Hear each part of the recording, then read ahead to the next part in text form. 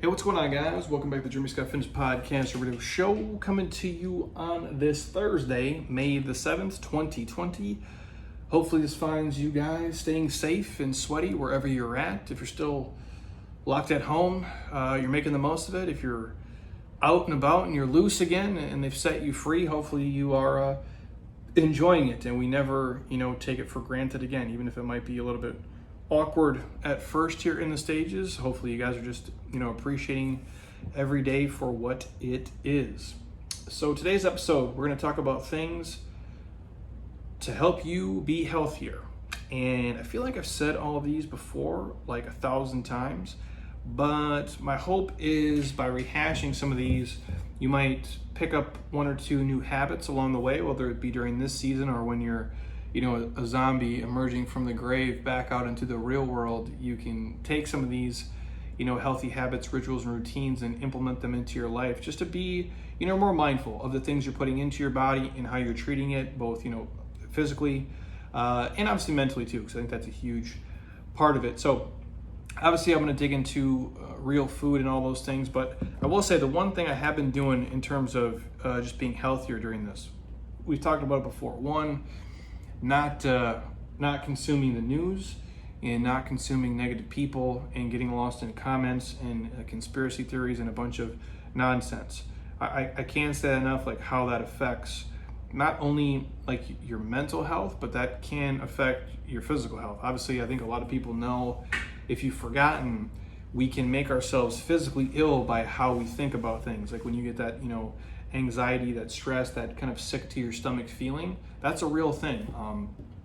I've had it in my life before, not recently, but again, even during this, there's times of the day where I just won't feel normal, right? Like even if I'm here and things are kind of going, as good as they can be, it's just not the same, and that's a mental headspace. And when you mix in us breaking up our normal routines and rituals, and then integrating us watching the news or reading a video a friend sent us, like I'm not talking a positive friend, I'm talking like your crazy friend who thinks the world is against you. When you start to get down that rabbit hole, you can get to a pretty dark place pretty fast, and sometimes it's hard for people to kind of crawl out of that. And so one of the steps to being healthier is just not consuming the wrong stuff, not consuming negative shit, not associating with those people. And if they're posting things and writing things and you find yourself getting caught up in that, delete them, block them, or just ignore it, and put yourself in that kind of positive mind space. And in terms of the overstressing and the uncertainty and the anxiety, I was talking with my people over at Beam today, and if you guys who've listened to me for any amount of time, Beam is the CBD company that we work with. I've had the founders on the podcast before to talk about the benefits, why they got into it and why they do it. Their CBD, just for reference, has no THC, so it does not get you high. You won't feel a drug test. So if you're looking to get high, obviously just go, talk to your best high school drug dealing buddy, or if it's legal where you're at, obviously go and buy it legally. And all jokes aside, I've taken it for probably the last year and a half, and usually I just do like one drop of the tincture per night, like 1,000 milligrams. If you're watching on YouTube, you guys can see it right there. I just take one drop, put it under my tongue, and let it sit there, and then I find that my quality of sleep is a lot better. I don't have a problem falling asleep, but it's the latency. I don't find myself waking up at 10:30, midnight or 1:30 in the morning worrying about whatever. I just find my disturbances are so much less since I've been taking it, and I haven't really done anything else different. And if you guys are interested, obviously, in checking it out, the discount code is just Jeremy Scott. It's on the beamtlc.com website, or just hit me up. I'm happy to shoot you guys the link directly with our link. But again, you can just enter code Jeremy Scott. It takes 20% off everything, always. And recently they came out with a product. It's like a Clarity. It's like a mental boost product, and hopefully it does actually mentally boost your brain, because Lord knows I need it. But they throw in a ton of quality stuff. Obviously there's CBD in there, but they throw in like lion's mane. And if you guys aren't familiar in terms of like superfoods, so like lion's mane is that mushroom superfood that supports brain function and memory for sure. And obviously the ashwagandha, they throw that in there as well, which is pretty cool. And that's the herb that helps people kind of balance stress levels and boost brain power. So that's kind of the take. So I've been doing my coffee and water with lemon, my vitamin C, and then I'll take some of this Clarity from Beam, which is the CBD adaptogen blend. I'll throw it in water and I'll just pound it. So I find that I I can think a little bit clearer, especially during this. And that's one thing like I haven't talked about a ton. As I've been going through this, and again, if you guys are interested, hit me up. Code is just Jeremy Scott on the Beam TLC site for that. But as I've been like even just training and working out during this season, I've had so much shit to deal with. I've actually worked more during this time than any time before with clients, which is really crazy to say, but there's so many protocols and things to like forecast and calls I've been on, and just trying to put out 19 fires a day and just answering questions and doing a lot of hand-to-hand combat on email and Instagram DM, honestly, a lot. And we've obviously filmed more content than ever, but all those things kind of infiltrate your brain, right? And you find your mind wandering during training, which I really hate. So a lot of my workouts now, I've obviously been taking the CBD product, but I'm structuring them to where they're like flows, where I'm not on these certain sets and time intervals. It's just like, okay, 10 dips, 10 pull-ups, 50 yards walking lunges, and I just kind of flow through it, so my mind doesn't have to be concentrating on just specific sets and loading. It's more of a free way to do it, which I found has helped because my mind has been wandering during this season of life probably more than ever before, which usually during training is my time to just kind of unplug. And I found that this shit season of life has infiltrated my brain during training, and I don't like it. So I've set up workouts accordingly, put things on the TV to kind of help me engage in that, and the music helps, and obviously the CBD too. So if you guys are interested, hit me up, and I'm happy to share it. And obviously when we talk about being healthier, your mindset matters.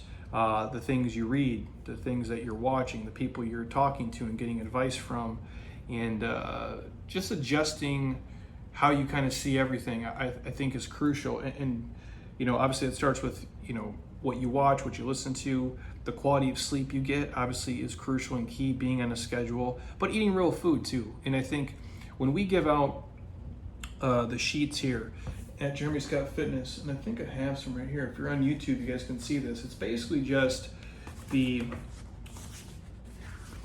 I guess what you call like the nutrition information on anything that you guys are going to get at a grocery store. So if you're going to walk into like anything that's in a bag or a box, right? It has like the nutritional guidelines on the back, and we hand that out to athletes here and clients here and people who come in, and we include it in a lot of our programs too, just because it's pretty basic. But inside that guide, we tell people, I'm like, when you're looking at a nutrition label, it's not rocket science when you read it, but again, a lot of people are unfamiliar with how they would even interpret it and look at it. And what we said is when you're looking at like that nutrition label, look at the ingredients, obviously. Like, what do you recognize? And it's not that you have to recognize every single thing, but when you're reading it, like how to read the nutrition facts. What we say is look at the fiber and look at the sugar. And typically we tend to tell people, look at foods that are higher in fiber and lower in sugar. That's just like kind of the set point in terms of, what quality is it. Now, obviously there's certain foods where it's not gonna have, a ton of fiber, and it might have some sugar. But if you're looking at something like a piece of fruit, obviously there's going to be sugar, obviously there's going to be fiber, but those aren't the things we're really specifically driving at. When you're looking at, if you're going to buy a certain kind of bar, whether it's like a Perfect bar or a Power Crunch bar, just be aware of what's in it, but focus on foods that are as close to real as possible, obviously, and that are higher in fiber and lower in sugar. And, typically for you guys, when we're eating things, I like to say in every single meal you have a protein source. I think that'd be ideal. If the meal or you're feeding, whether it's a snack or a meal or however you want to classify it, does not have a protein source, it's not really a meal. I think you're just kind of bullshit. And that's not to say you can never just like have an apple, but I like to pair that with a protein or a fat. Typically I would go with a protein because I think in terms of satiety, you'll be satisfied a little bit longer. And the things like, fish is great. Obviously the lean cuts of chicken and turkey, the red meats. If you're doing protein powders, like we use JLab, that's the protein company we work with. Those guys are cool. If it's a whey protein, I like them. Or if you go the vegan route, that's fine too. And then obviously focusing on real fruits and real vegetables. As dumb and as basic as that sounds, your strawberries, blackberries, blueberries, raspberries, all the things are great. Even it's the more popular fruits, the ones that have a little bit more sugar, the bananas, the apples, the oranges. I'm a fan of everything. Obviously, if you can get it fresh and you enjoy it and it fits your life, like that's a great place to start. And then obviously we know greens and vegetables are key. The broccolis, the asparagus, the Brussels sprouts, the peppers. If you're looking at nuts, your things like your almonds, your walnuts, your cashews, and then obviously if you're going sprouted grains, I'm a fan of Ezekiel products for sure, but there's nothing wrong with like quality oatmeals and rices and quinoas and those things, as long as they fit your macros, and if that's the base of what you're doing, you guys are, you know, usually off to a good start. And again, when we talk detailed in terms of nutrition stuff, right? Like the lower glycemic index carbohydrates, like vegetables, tend to be best, as opposed to, you know, crushing donuts and eating the processed stuff, which is, it's pretty common sense, right? But again, we're just rehashing some of the things that sometimes we forget when we get stressed, and we tend to err on the side of comfort foods, you know, like the macaroni and cheeses and the mashed potatoes and the things which, again, they have their place, but not every single meal, and you can't always rely on those things, which we've talked about on other podcasts. You know, when you're looking to food to solve a problem, but the food can't solve the problem, and it just perpetuates you down a really rough track. And if I go back to fiber, you know, for a second, for me, fiber can be found in a lot of places. Fruits are ideal for a lot of you guys. If you're really conscious on, you know, your macros and you tend to overeat on fruit, again, I don't think fruit's ever the thing that made people fat, but, you know, it'd be easy for me to eat 5 pieces of fruit per day for sure, because I love it so much. And like once I start eating pineapple, you know, kind of all bets are off. Or I could easily eat, you know, an apple with like a half a jar of peanut butter. So obviously knowing yourself is going to be key, but, you know, fruits are a great place to have fiber, and a lot of those nutrients in the pit, the peel, and the pulp. You know, like when you're doing just juices, for most of the time, if you're going to like, you know, one of the smoothie places, they're probably just giving you sugar juice. Not always, but again, when you're going there, if you're going to get a juice or something, I would err on getting like the greener juices that are like, you know, your spinach, your kales, like those things are kind of the base. And then you can add in things like the gingers, the turmerics, and obviously anytime they throw in like a ginger and a lemon, it tends to make it not taste like shit. And I think that's kind of the key, obviously, as they get into nutrients. But for the most part, the juices are just sugar juice. And now there is obviously going to be probably some nutrients in there, but for the most part, if you remember the pit, the peel, and the pulp, a lot of the good stuff is kind of solidified right in there. So if it's not fruit, vegetables. Obviously, I'm always going to harp on, you know, you can eat more greens. You always can. You can always eat, not just greens, you know, carrots are great, peppers are great, cauliflower is great. There's so many amazing vegetables out there, and you can integrate them a million different ways into your diet. And then again, obviously, the high quality, you know, sprouted grains and the quality real whole grains are extremely important for you guys to obviously have fiber in your life. And typically what you'll find is when you have a decent amount of fiber and you're eating the bigger meals, you'll be satisfied, you know, for longer, so you're not as hungry. It can kind of slow the rate of digestion. It helps you guys control insulin and your blood sugar levels, so you're not going crazy and you're not hungry every 5 minutes, you know, because obviously when those things are out of whack and we're having these huge, you know, I guess how you put it, insulin spikes, and our blood sugar is crashing and it's moving, it can help you guys promote fat storage if you're eating in a calorie surplus, which is less than ideal. And so for the most part, if you can eat real foods that are in healthy ranges, overall, you guys will move better, feel better. The bonus is you can improve your heart health, which is cool. So if we're talking fiber, most of you guys, 25 to 30 grams per day, 35 grams maybe on the higher end. Obviously, if you're eating 5 grams, don't go to 30 right off the bat. I think that's a little bit, you know, crazy. Another thing I do like to do, which I'll talk about in a different category, is adding chia seeds in terms of fiber. I think chia seeds are crucial. They're great. I do like the GT synergies. I talked about those before. The purple, the grape flavor, with the chia seeds actually in the kombucha with the live cultures in terms of gut health. Those are amazing. So I do like to throw those in as well. And again, as we touched on before, when you guys are eating, and people ask me sometimes, Jeremy, why do you harp on eating so much protein? I think at this point, most of us know protein is the necessary building block of muscle to help you guys create lean muscle mass on your body. It's basic. Your muscles, your metabolism, if you want to think of it that way. The more lean tissue you have on your body, the leaner you're going to be. And I'm not talking when people think like, oh, it's muscle, I don't want to get too bulky. Bulk is not that. That's just you eating too many cupcakes and drinking beer. That's stupid shit. Lean tissue comes in all shapes and forms depending on the person's body type, and like, their muscle bellies. I guess when you look at how they're built, the insertion origin points of everything, how the muscles stretch and how they look on a different person is going to be unique to them. So when I say lean tissue, if you look at me and say, oh, Jeremy, you're lean and athletic or whatever, or if you look at me and say, you're kind of, bulky and blocky in certain areas, whatever your viewpoint of me is, doesn't matter to me. The point I'm driving at is it's lean tissue. And the more of that lean muscle tissue you have, the easier it is for you guys to be lean, stay lean, and live lean 24/7, 365. And protein is required for you guys to be able to build that muscle. And I know a lot of times, mostly women, I'm generalizing here, they hear that and say, well, I don't want to build any more muscle. My legs are already too muscular. I'm like, it's nonsense. They can be muscular, but I don't even think there is such a thing as you're too muscular, like naturally. Obviously, if you're on a shit ton of androgens and drugs, then sure, that can happen. But for the most part, that's why I say, when you look at your meals that you eat, protein should be the base of it. Green vegetables, and any kind of vegetables really is right there. And then the healthy fats, that makes up the meal. And if you want something sweet, the fruit would be like the dessert or something. And at least that's the way that I kind of compartmentalize it and look at, meals that we eat. But lean proteins, vegetables, healthy fats. And you guys are golden. If you need something else, your sweet treat can be like the fruit-based, or if you're going real stuff like the perfect bars, or if you want to get, crazy, you throw in the halo tops and things like that. Or you could throw in like, your Ezekiel. I do this a lot. I do the Ezekiel muffins, the cinnamon raisin with some peanut butter, and I cut up some bananas. I put that on there. That's like one of my favorite things to do in the world. Or you could take like your oatmeal, throw a little almond milk in there, cinnamon, throw some blueberries, raspberries, blackberries on there, and that's like your treat. In addition to your meal, that was chicken, Brussels sprouts, and avocado, or something like that. Like those are all healthy, just basic options right off the top, and that's a pretty balanced meal.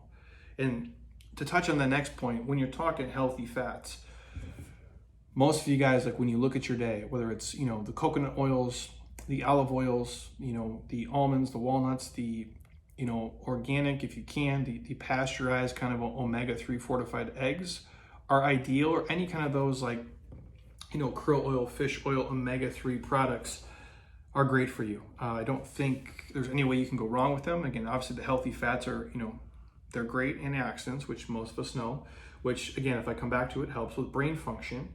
And they're an essential process of your body on a daily basis. So those essential fatty acids, if you will, can help prevent a myriad of diseases. At least if you look at the research, it can be shown to help you avoid a lot of the issues. And that's why I say when we talk essential proteins, essential fats, there is no essential carbohydrate. It doesn't mean you don't need to eat them, which technically you don't, but I think you'd be a miserable person if you didn't. So that they do have their place in your diet, but you have to have essential proteins and essential fats to feel good and live your life. Without it, you're going to have an abundance of issues. And so I guess if you guys struggle with getting enough of the quality fats in there, which some people don't struggle getting fat, the average person, I think quality fats is what people do struggle with. Because obviously if you go eat, cheeseburgers and French fries and candy bars, you're going to get enough fat in your diet, mostly saturated or sometimes even trans fat,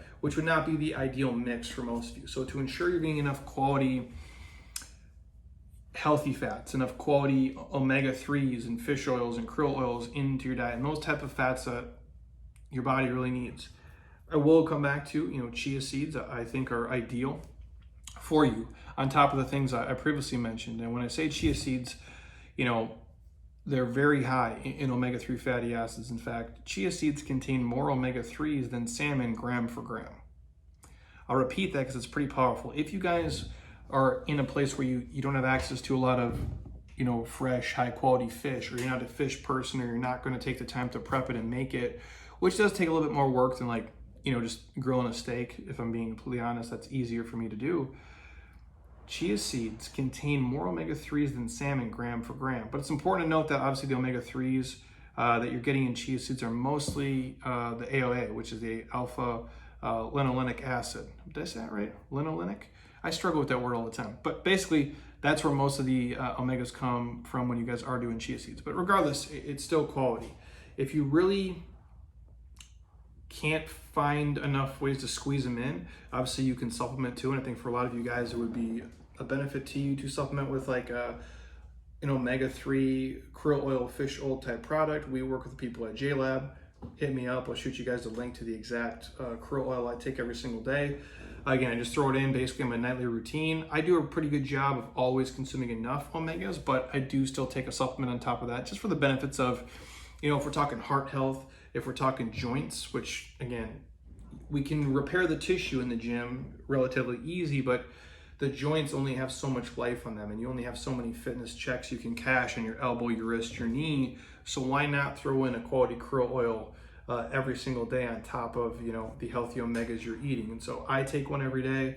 I'm happy to share with you guys the one I take. And so I find that to be the easiest way to kind of throw all those things in. And then obviously, as we move through this quick, if you guys are struggling every day to get vegetables, obviously we work with athletic greens, you guys can throw those in, but you just have to make a conscious effort to put them in any way possible. For most people, it'd be like 5 to 10 servings a day, which is really hard to do to get all your micronutrients. But it's the things that we don't think about. Like if you do make a protein shake, you just literally take some spinach and you throw it in your protein shake and blend that bad boy up. It doesn't taste like anything, it just turns it green. Or if you're gonna make eggs, like you literally can just take some peppers, cut up onions and maybe some spinach and throw it into your eggs and mix it up. And it's like you have a little, almost like a ghetto omelet or like a stir fry version, which again, it doesn't sound like a lot, but doing those little habits over time is gonna add up pretty quickly. And then what I do, especially the days where I feel like I don't wanna do it, when I'm at home, I'll just grab some veggies and I'll just dip them in like, Bolt House Ranch, or I'll dip them in like, avocado or like some guacamole. And again, I'm snacking on carrots and guacamole as I'm cooking my meat, and all of a sudden I added a bunch of carrots into my day. It's a little hacks like that just help you guys be a little bit healthier. Again, I'm not sharing anything here with you that's earth-shattering. It's just little hacks to be able to integrate healthier things into your day. And so for me, obviously, mapping out what you do is crucial and key, and having those kind of little go-to healthy snacks around as opposed to just having Cheetos everywhere is going to do you guys a lot of good in the long run. And then obviously, if we're talking about just being healthier, hydration is the key. Most of you guys, 100 ounces of water per day or more. The things I like to throw in, coffee obviously is life for me. I do the 0 calorie flavored drinks, the Gatorade Zeros, the Powerade Zeros. I do sweat a lot when I train, so putting back those electrolytes, and it gives me something flavorful too.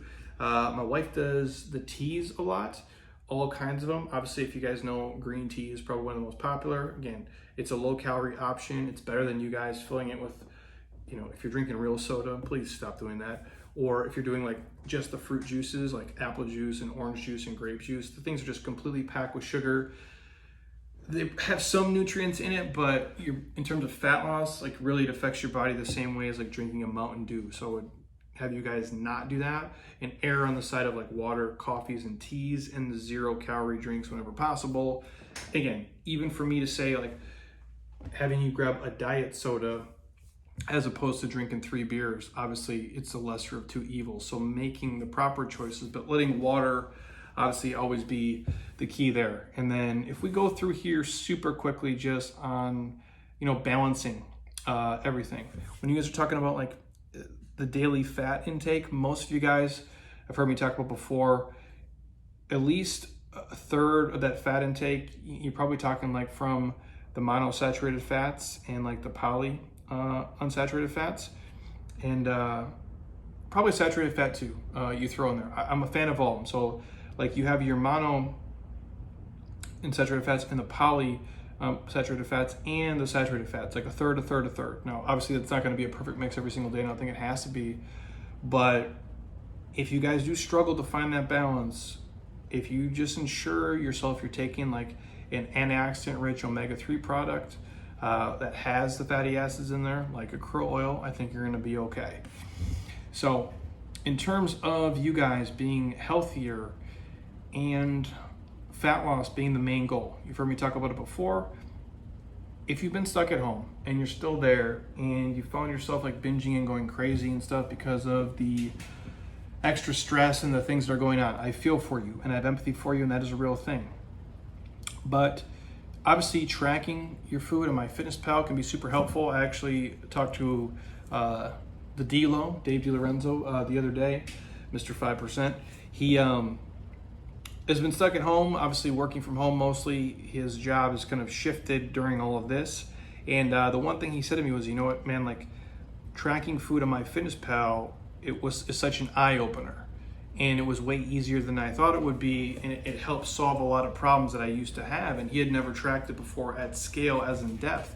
And he's just like, it really just shows like how things add up and where you have pitfalls and where things are across the board. I know for people it's boring and it's monotonous and it might not be the thing you want to do every single day for the rest of your life, but like anything, it's like training wheels. And once you own a set of skills and you can do anything you want with them, you can take the training wheels off and you probably don't have to track every single day, but it does help be mindful of what's going in, and it helps you understand, you know, the caloric impact of certain foods, how much protein, carbs, fats, how much fiber it has, how much sugar it has.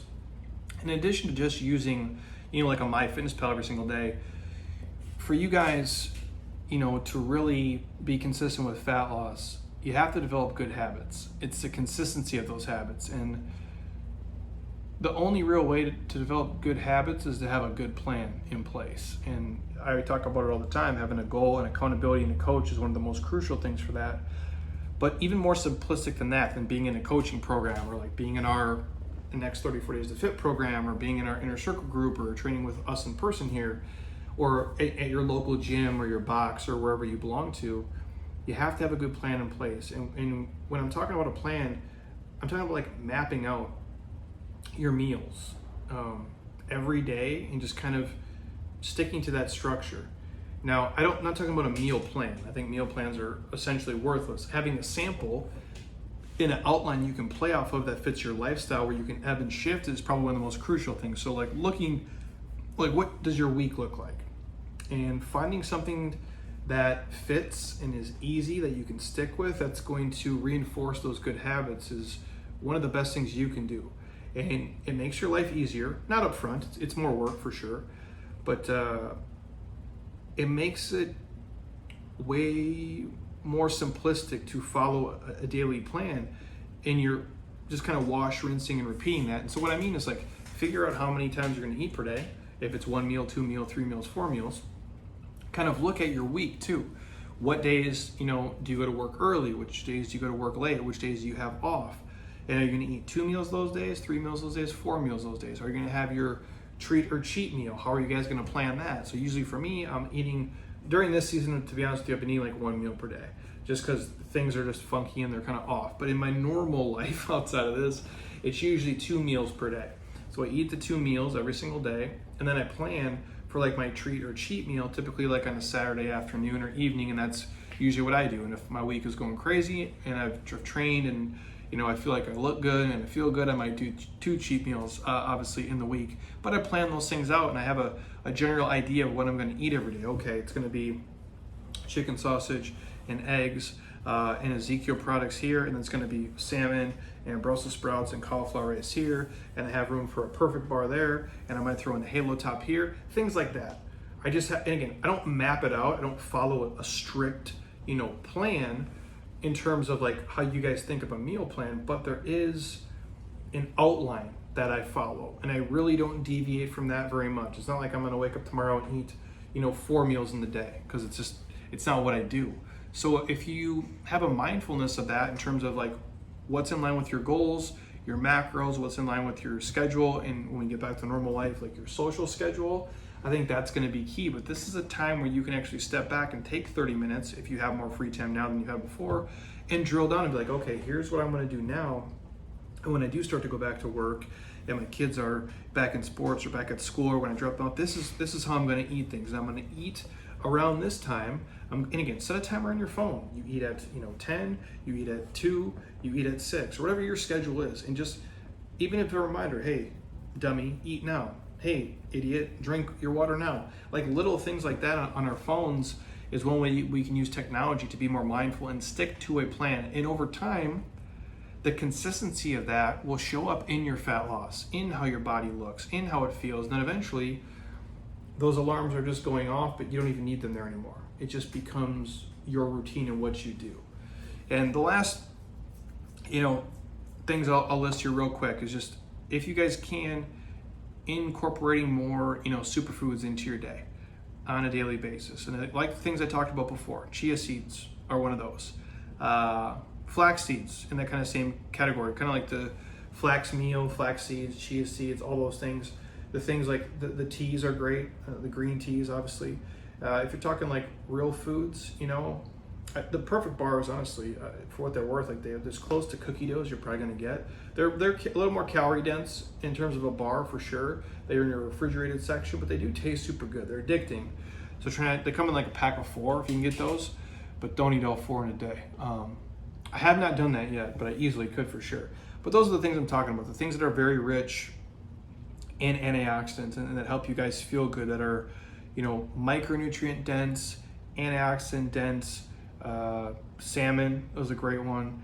The real yogurts, not the, fruity packed ones with a bunch of, granola and shit in them. Like the real yogurts, like the kefirs, those kind of things. Obviously your vegetables, your spinaches, your kales, your asparaguses, your Brussels sprouts, your tomatoes, your berries, all the mixed nuts typically are in that, the coconut oils, because again, there's so many health benefits to those things. Those are the things I would consider kind of like in that basic like superfood category. Just honestly, man, the things that grow, the fruits and the vegetables that grow from the earth. It's not, we could do a million podcasts on each individual thing and we could make this super complex, but at the end of the day, if it's real food is the base of what you do, you guys are going to be super, super successful. And that's why I say, like, eating real food, sticking to a plan, maybe journaling it, tracking it on MyFitnessPal, just for the fact of like, it's an easy way for you guys to evaluate, and analyze any current success or progress you are or aren't making for that matter. So that way, if like you're not building as much muscle as you want, or your fat loss has been slowed, or it completely stalls, or the word people always say is I've hit a quote unquote plateau, well then look at like your MyFitnessPal. Look at your workouts if you've been tracking them. Look at like how you've been feeling and look at how you've been eating. See what foods have been coming in. Are the macros aligned? Are you eating enough protein every day? Is it enough quality fats? And is it just cheeseburger fat, or is it, legit fat from coconut oil and chia seeds and walnuts? Like those kind of things matter. So yeah, the macros matter for sure. And if it fits your macros is the thing in terms of fat loss, but you could eat McDonald's every day. I'm not bagging on McDonald's. You could eat any fast food every single day and you could still lose weight. You could eat at a fast food restaurant every single day of mostly processed bullshit and you could still lose weight. Now, I don't think that's ideal for optimal health. That's why I say auditing how you feel, whether it's keeping a food journal or MyFitnessPal or just assessing, what foods are coming in every day is going to be crucial. And that way you can look, okay, I haven't, lost any weight in 3 weeks. I haven't built, as much muscle as I wanted to in the last 10 months. I don't have as much energy on these days. And you can say, okay, well now I can analyze and I can look and I can shift where you need to based on what you have been auditing, journaling, and tracking, obviously via MyFitnessPal. And the last thing for you guys here is obviously exercise.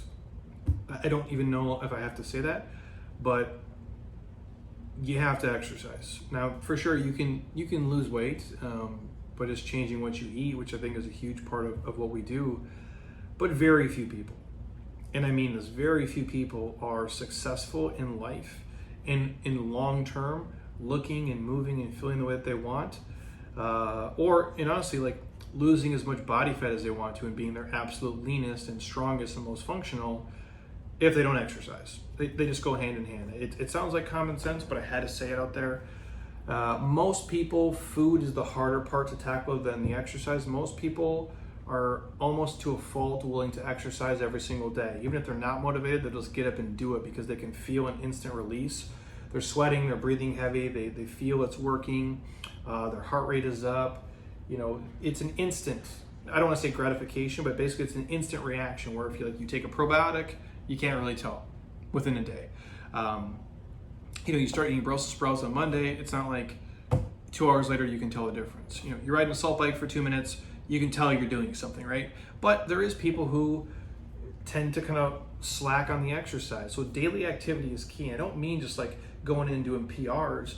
going for a 20-30 minute walk, doing mobility. Foam rolling is great a couple days a week, and then if it's 3 days a week, you guys are crushing it. That would be enough with the proper diet. But I think if you want long-term success, a proper exercise plan, a proper nutrition plan, and obviously getting quality sleep, not filling your head with a bunch of negative garbage, is probably one of the biggest keys for you guys, is just being healthier overall. And all the things I mentioned are just common sense, but they're all things that if you are doing them, double down on them. If you're not doing some of them, I would integrate all of them into your life. And if you have a question on any of those things, please hit me up. But if you follow that stuff, probably like 90% of the time, you'll be successful. You'll have that unwanted, layer of shit you've been collecting over the stay-at-home time or over the last 5 years or 10 years, that unwanted body fat on insert any area of your body you don't really enjoy. That stuff's gonna melt away. And if you find yourself setting some of these rules and setting some of these protocols and you're breaking them, more than 90% of the time, you're highly raising the level of you failing. You're increasing your failure level every single day that goes on. So again, it's not about being perfect.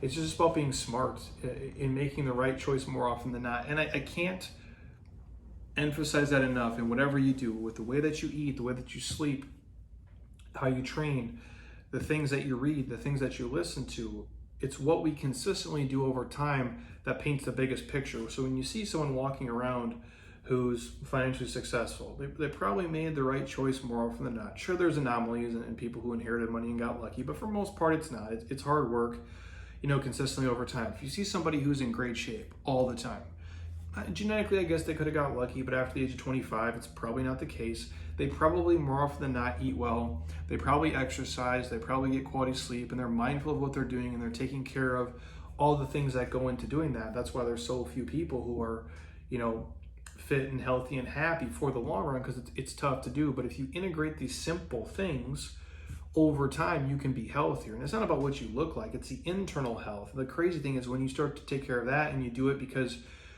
you want to sleep better and feel better and think clear, the byproduct is you start to look a certain way and move a certain way. And that's when the rich get richer, because when you start to feel good, you start to elevate the way that you train. You start to kind of, make one better food choice here, one better sleeping choice here, one better training choice here. And all of a sudden you're consistently building a better body and a life over time. And that's why I say the consistent part of it, because anybody can do this stuff for a month. Not anybody, but a lot of people can be motivated for 30 days. It's hard to be motivated for 30 years. And that's why I say